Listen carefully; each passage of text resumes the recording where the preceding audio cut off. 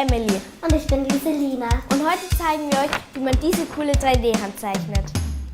Für die 3D-Hand braucht ihr Buntstifte, einen Bleistift und einen Fasermaler. Zuerst legt ihr die Hand auf ein weißes Blatt Papier und zeichnet sie nach.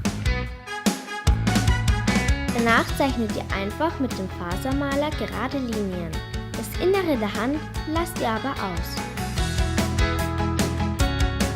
Wenn ihr damit fertig seid, verbindet ihr die Striche mit großen Bogen. Damit bekommt ihr den coolen 3D-Effekt. Jetzt müsst ihr die Linien nur noch ausmalen, am besten mit super bunten Farben. Und so einfach zeichnet man eine coole 3D-Hand.